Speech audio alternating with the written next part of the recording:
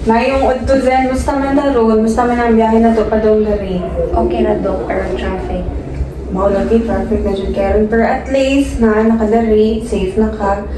So, before ta mag-start, I would like to formally introduce myself. My name is Dr. Zaira. And important reminders lang at tanan ipang disclose nimo diri or isulti nimo na quiz. Remain confidential lang siya unless na ay maka-risk o kanang harm sa imong self or sa someone. So, if di ka ganahan mo tubag sa akong mga pangutana or uncomfortable ra ka, pwede ra jud ko nimo maingon. Safe space ra jud tandanan diri. So, kumusta man? Like, what seems to be the problem or like what brings you here man? Na-bother lang ko dok, kay feel na ko wala ko kay bawa asa akong padulngan sa karon, like na pressure ko sa akong future, like if ma-successful ba ko, if asa ko pa ingon, if ever dili man gani ko ma-successful. So, when man ka naka-feel o pressure like the very first time ni mo na feeling mo nga pressure kaayo, maka-recall pa ka ato nga time? This present days lang, maybe a month kay graduating ko, then kanang what if ma-fail na ko, so asa ka ko padulong, wala ko kabaw kung unsa ako ang kanang buhaton if ever man gani ma-fail ko sa akong giskwalaan karon. So, it's like how often man nimo giunang na ang inani nga situation, like mag-overthink ka sa imong future? Every time siguro nga kanang man ako'y ma-fail nga kanang scores whenever na ako'y quiz inana, then if ever kanang ako ra isa, syempre ma-bother ko if ever pod kanang nay family problem, kay syempre adto man sa ako kay since ako ang kanang first child, di ba? Expectation kay naadud ako sa ako daghan sagaran. So ikaw ang breadwinner, like supposed to be ini-graduate nimo, ikaw man ang breadwinner sa inyong family. Yes, supposedly ako tani kay since ako man ang una, so expectation was really a lot onto me. So unsa may like emotions nimo ma-feel if mag-overthink ka? Sad, of course. Aside sa sad, given na sad, like overwhelmed ka, unsa man another Pressure. emotion, like but wala ra kang magunahan na sa imong pati sa imong self, do something. Wala raman sa dinuon, pero na-bother lang ko sa situation ngayon ana, like if ever asa ka ko padulong inana bitaw. Okay. So, like, unsa man siya, like, unsa siya maka-affect sa imong daily life, like, day-to-day basis, like, dili na ba kahalos makatug, kay magsige na kag-overthink, or like, dili ka ka-focus sa imong study na, or maapektuhan na ba imong exam, given sa pressure nga na create mo sa imong mind? Somehow kanang mura bitaw ko kanang mablank bitaw na magkaletra ko kawala sa ako ang goal, na dili na ako kabaw kung kanang unsa naman ni nahitabo sa ako ingon ana bitaw, like kanang blank na jud kaayo tanan. Is this like the first time nga na-experience nimo? Or Dili like, man sa dinuon siya first time, kay like if ever like when I'm at school, whenever nga kanang ako sa family, as what I've said, yun ana. if you would imagine your future without the pressure and criticism from the other people, from your family, what would you picture out? Wala ko ka sure, kay since wala man sad ko ka feel, pero if ever siguro I would be happy since dili man ko pressured, and siguro bisan siguro inana I would think in a positive way since wala man ko na pressure, but then again na may mga butang-butang na makahinder sa ako so wala ko kabaw if unsa jud.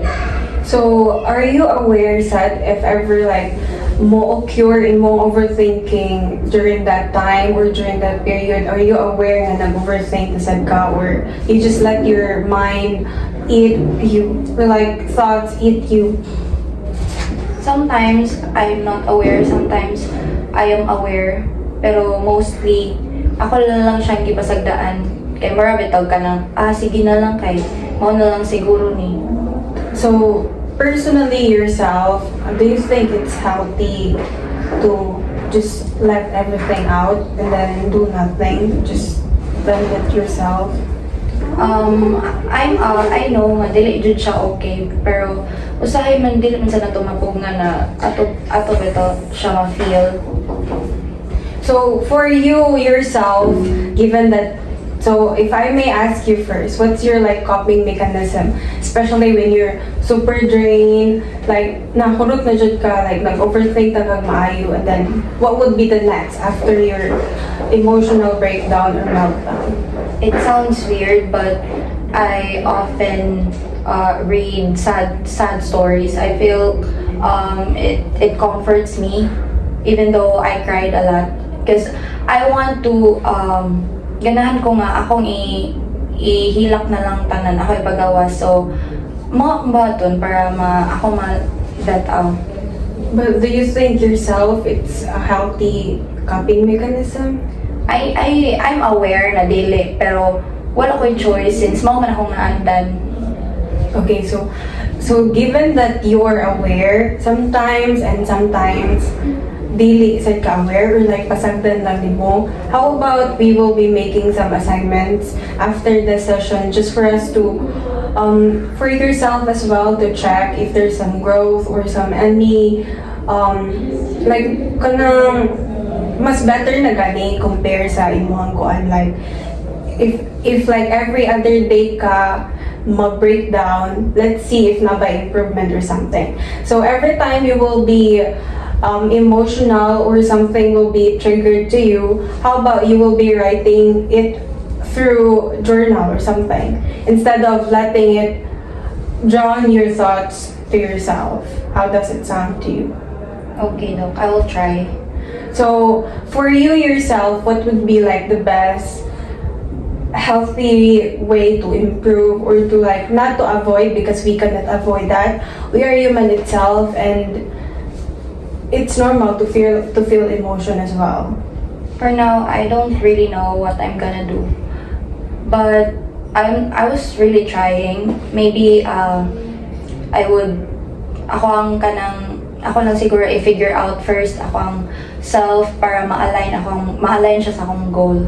So, unsa man ang goal na to? We can just break it down from baby steps.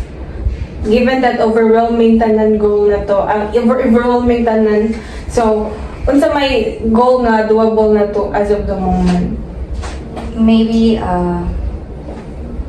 I'll try to think in a positive way na even though na ay mga tao nga naga-pressure sa ako, I will do it myself kay at the end of the day it's just for me. Ako raman sa dang magmahay, ako ra sa dang ma-happy, I guess. On the scale of 1 to 10, how anxious you are right now when you think about your future? So 1 is the lowest, 10 is the highest. I guess 9. 9. So I'm really anxious about my future right now, so I was hoping that I can ease that. okay. So given that you discussed earlier, you've mentioned earlier that you were anxious about your future, you let your emotions drown you even though you are aware of it. So our action plan, we will gonna try this. So ayan na to, if ma-improve by imuhang emotion or na by improvement, if you feel sad or overwhelmed by everything, journal it out instead of going to your comfort zone nga magbasa og story, maminaw og sad song, just to let yourself drown with the sadness. How does it sound to you? Okay, Doc, I will try. Okay.